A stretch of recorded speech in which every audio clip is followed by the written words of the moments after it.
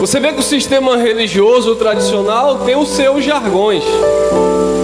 Nós em graça, nós não podemos exercer uma fé baseada em jargões.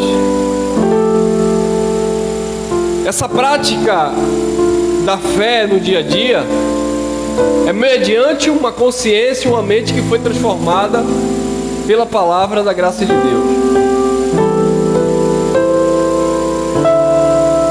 Falar da graça hoje é tão maravilhoso, abençoados, porque você não precisa mais, sabe, daquele cabresto humano, daquela religiosidade.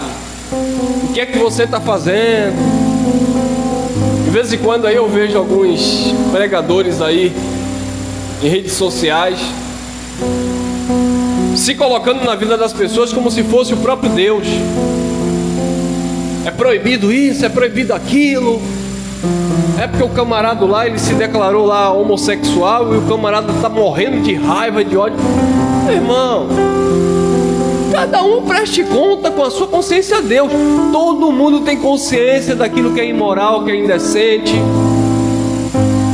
Não tem o que ficar comprando briga, mostrando para a pessoa que a pessoa está errada. A nossa luta não é contra essa natureza humana, carne e sangue. Cada um tem a sua própria vida, para cada um cuidar da sua própria vida.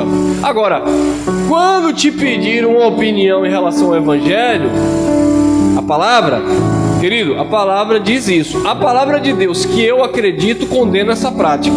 Ah, mas eu não concordo com você. Você é livre. Você pode até não concordar comigo, mas a palavra que eu prego, a palavra que nós ministramos, a palavra de Deus, a palavra que eu sigo, a fé que eu professo, ela condena essa prática. Agora eu vou me tornar inimigo da pessoa? Não. O apóstolo Paulo, ele disse algo bem interessante e vale a pena a gente prestar muita atenção. Quando ele disse assim: olha, vocês não devem se associar às práticas, aos erros desta vida. Eu não estou dizendo com isso que vocês não devem falar com as pessoas, porque vocês estão no mundo. Se não fosse assim, vocês teriam que sair do mundo. Mas não é para vocês nem se assentar para comer com aquele que, se dizendo irmão, o prostituto, mentiroso, profano, adúltero. Por quê? Porque aquele que se diz irmão e ele pratica essas coisas, ele é um hipócrita. Agora, aquele que já pratica essas coisas naturalmente na sua vida, é a vida dele. O apóstolo Paulo também, ele chegou em uma situação que ele foi julgar, mandou a carta, para a igreja de Corinto, lá no capítulo 5. Ele disse: olha, eu estou vendo aí uma prática no meio de vocês, um jovem que se relaciona com a mulher do próprio pai. Aí Paulo disse: nem entre os gentios, aqueles que estão afastados desse conhecimento, nem entre eles há esse tipo de pecado. Vocês estão envergonhando a igreja. E vem cá, vocês não podem julgar essa causa não? Expulsa esse iníquo aí do meio de vocês. Aí Paulo disse: eu por carta condeno isso aí, condeno. Eu entrego o corpo dele, olha o que Paulo ensinou, eu entrego o corpo dele a Satanás para que seja destruído, para ver se o espírito dele será salvo no dia do Senhor. A expressão que Paulo usa ali, eu entrego esse homem a Satanás, o que acontece? A carta aos Coríntios era uma carta direcionada a um povo que Paulo estava edificando, ministrando. Quando Paulo disse: eu entrego ele a Satanás, é basicamente isso aqui. Nós estamos ministrando para a igreja, nós estamos falando para os irmãos. De repente, no meio da nossa comunhão, uma pessoa, ele se levanta contra a doutrina, não no sentido de não concordar teologicamente, mas ele começa a viver as paixões da carne, as obras da carne, mas vive infiltrado no nosso meio, e você o considera como irmão. Paulo disse: não é para ter comunhão com ele, porque ele é hipócrita. Agora, se chega no nosso meio um bêbado, um drogado, um casal homossexual, Chegou ali um casal homossexual, se assentou. Eu vou fazer o quê? Sai daqui! Não, fique à vontade. Não venha pra cá, dá beijinho e abraço, respeita o ambiente. Mas se chegou e sentou, quer ouvir? Chegou uma pessoa daquela religião de matriz africana, todo vestido. Eu vou fazer o quê? Sejam bem-vindos, fique à vontade, a gente vai acolher. Se a pessoa chegou e é atraído pela palavra, quem trabalha, quem ministra é o próprio Pai, não sou eu. Agora, se chega no nosso meio, sorrateiramente, alguém, Pai do Senhor, graça e paz, e aí começa. Se é um homem, começa a olhar as irmãs. Eu falei para algumas irmãs aqui que de vez em quando aparece uma pessoa. Eu tive que falar para a irmã quem era a pessoa. E a irmã, sem vigiar, graça e paz, você vai viajar com a gente para a Feira de Santana? Eu falei, minha irmã, vem cá. Quem disse que é para convidar essa pessoa? Não, porque ele vem aqui de vez em quando. Eu falei, minha irmã, deixa eu lhe falar. Ele vem, vocês dão graça e paz, vocês pensam que ele é crente, vocês pensam que ele faz parte da comunidade, mas eu conheço. Ele me conhece do meio do esporte. Então ele é meu, não vou dizer amigo, conhecido, tá? De oi, oi, tudo bem, tudo bem. Mas o problema é que vocês abraçam todo mundo, achando que todo mundo está na mesma sintonia que a sua. Você tem que discernir espírito. Chamar de irmão é pecado? Não. Dar graça e paz a alguém visitante é errado, irmão? Não. Mas cuidado com o que você anda falando, com quem você anda falando, porque às vezes você se abre tanto para certas pessoas que você acredita que todo mundo é inocente igual a você. Paulo disse, tudo é puro para os puros. Mas Paulo disse, aquele que se diz irmão, for profano, idólatra, adúltero, não é para ter essa comunhão como igreja com ele. Respeite, bom dia, boa tarde, tudo bem. Aí eu tive que alertar algumas pessoas que aquela pessoa é uma pessoa que chega, fica olhando. E se tem uma coisa que eu sempre repudiei, mesmo antes de ser crente, é eu estar conversando com a pessoa, olhando na cara da pessoa. Eu estou falando agora de um homem, né? Olhando na cara do homem, conversando com a pessoa. Aí passa uma moça, a pessoa tira o olhar daquilo que a gente estava falando e começa a olhar para as partes das mulheres. Eu nunca gostei de andar com esse tipo de gente. Então por isso que eu já estava alertando algumas pessoas. Cuidado, porque essa pessoa, ele era assim. Então quando chega, quando começa a olhar, eu já chamo a atenção aqui. Ei, presta atenção aqui. Às vezes vocês não entendem. A irmã essa está repreendendo algum irmão. Não é, ei, eu quero roubar no bom sentido a atenção de quem chegou. Se você entrou aqui, você quer ouvir a palavra? Ou você veio aqui para supervisionar alguma coisa? Ah, não, só vim tomar um café. Tomou um café, não quer ficar, não vá.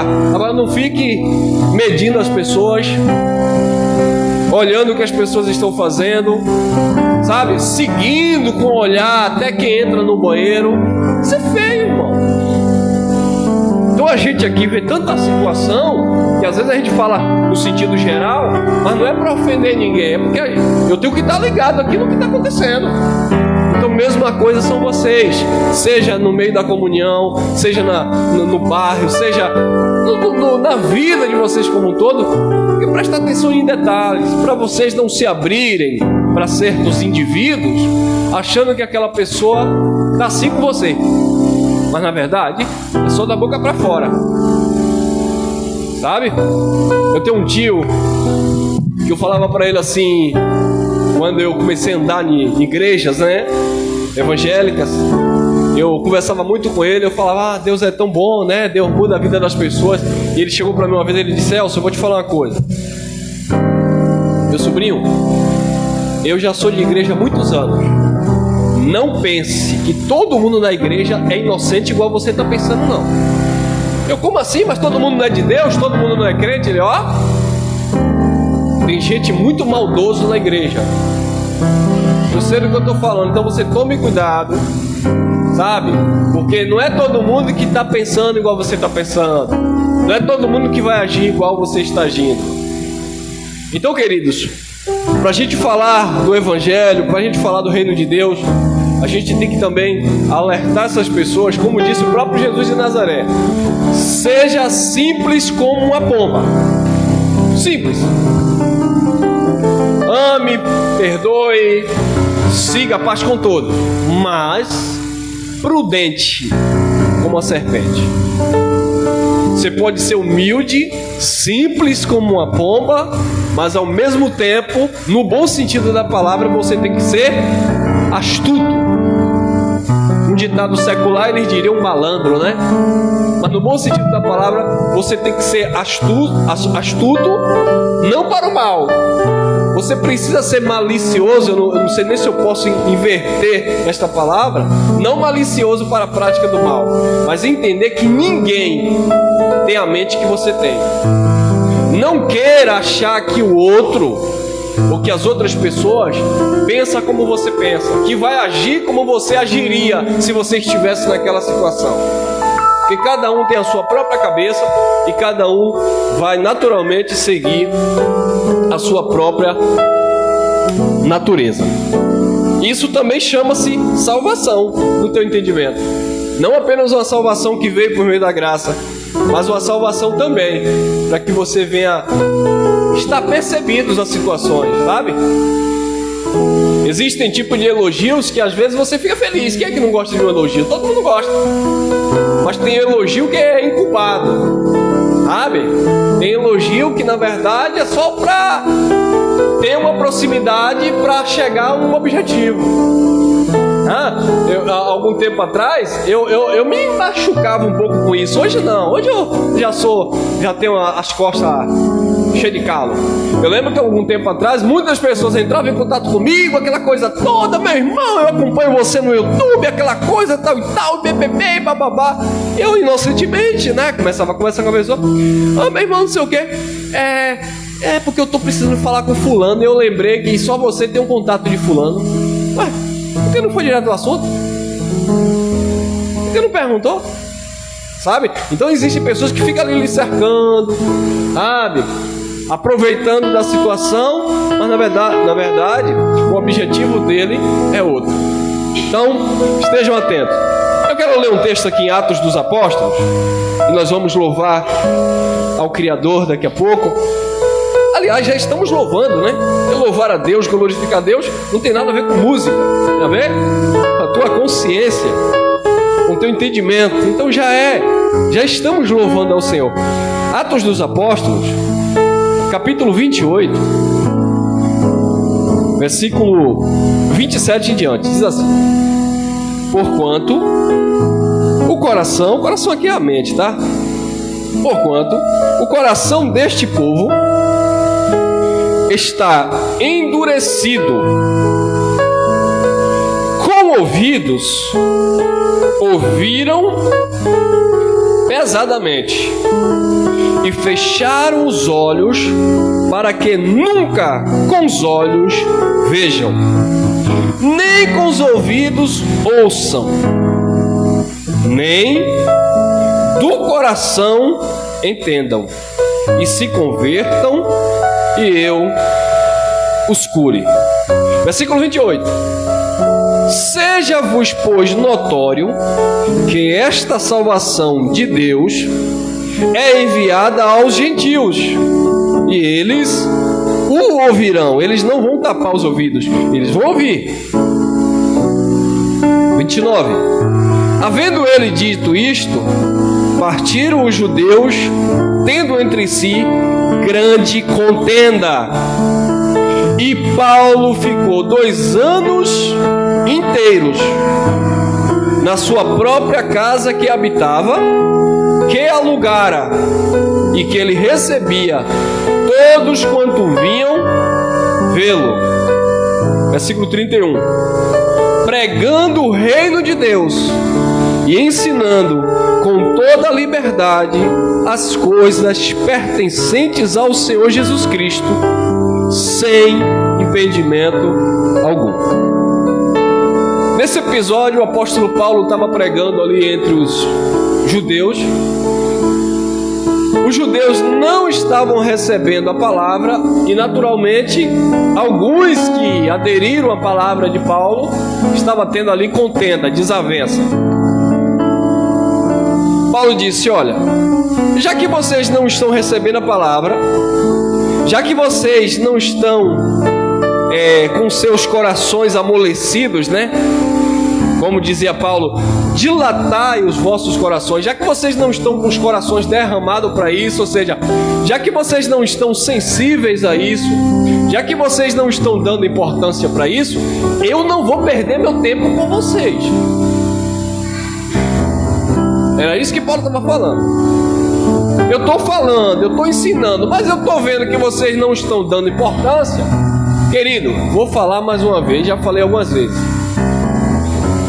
Assim, se tem uma coisa complicada, chata, constrangedor, é você estar em um ambiente ou estar com uma pessoa e você não dá atenção para aquela pessoa.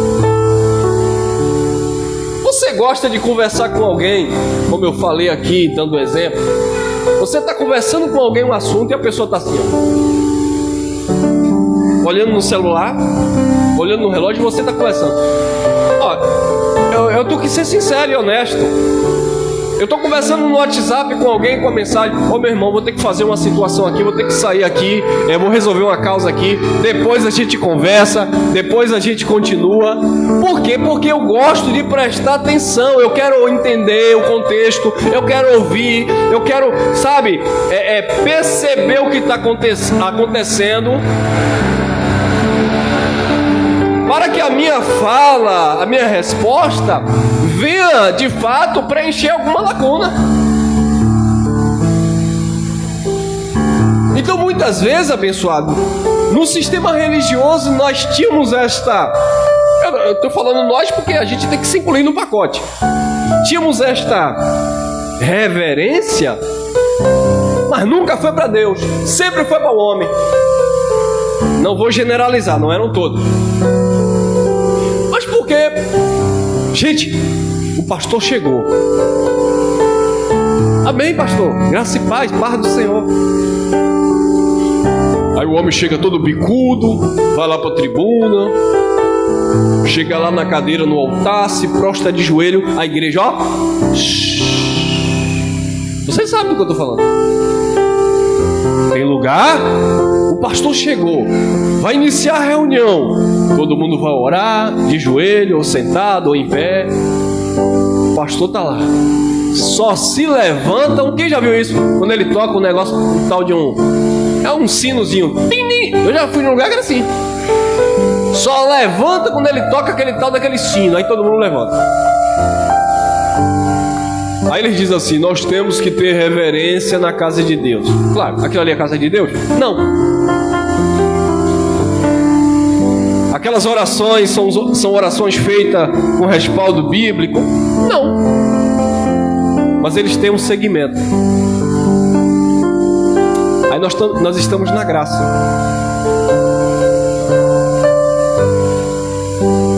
Não é porque eu estou falando, eu faço isso com qualquer um. Quando eu coloco alguém para, quando eu peço alguém que colocar não, quando eu peço alguém para trazer uma reflexão aqui, uma palavra, eu corro, sento ali, porque eu não quero ficar lá fora batendo papo e deixar meu irmão aqui se esgoelando, tentando explicar um assunto, e além de eu não estar prestando atenção, eu estou tirando a atenção de outras pessoas que deveriam estar prestando atenção. Ah, irmão Elcio, isso é religiosidade. Não é não. A gente está ouvindo a graça de Deus. Eu sei que às vezes o pregador é chato, demora demais, tá? Mas assim, abençoado, será que de fato nós estamos tendo reverência? Não ambiente, nada de ambiente, tá? Você que vai me ouvir aqui na gravação, nada de ambiente, nada de templo, nada da pessoa do pregador. Não é reverência à pessoa. Mas será que você está prestando atenção de fato naquilo que você escuta? Será que você está entendendo? E os judeus não queriam, estavam ali era contendendo, e Paulo disse: olha, vocês fecharam o coração, vocês taparam os ouvidos para não ouvir, vocês fecharam os olhos para não ver, vocês não querem ver.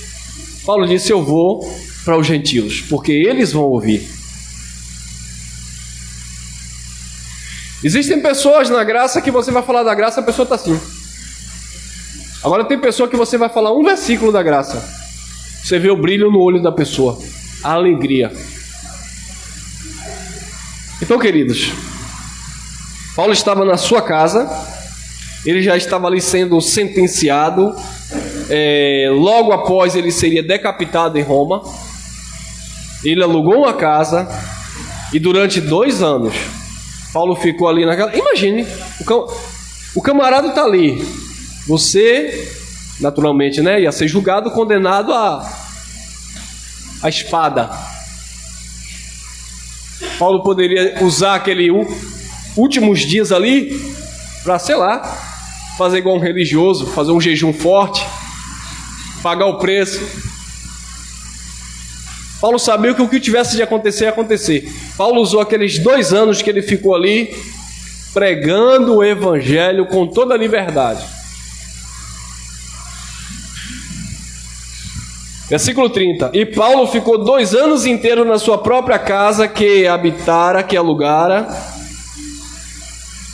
e recebia todos quanto vinham para ele, pregando o reino de Deus e ensinando com toda a liberdade as coisas pertencentes ao Senhor Jesus Cristo, sem impedimento algum.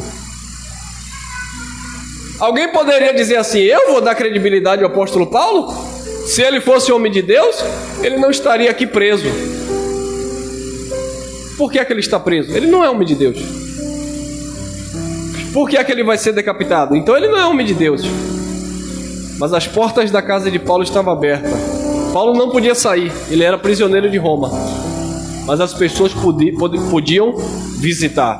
E quando as pessoas visitavam, o que as pessoas ouviam de Paulo, quando as pessoas te visitarem, quando as pessoas se encontrarem com você, quando as pessoas forem conversar com você, o que as pessoas têm que ouvir de você não é que você está tendo dificuldade financeira, não é que você está tendo um problema no trabalho, porque problema todo mundo está tendo. Quando as pessoas forem até você, o que as pessoas querem de você, o que você deve dar às pessoas, é o evangelho da graça de Deus.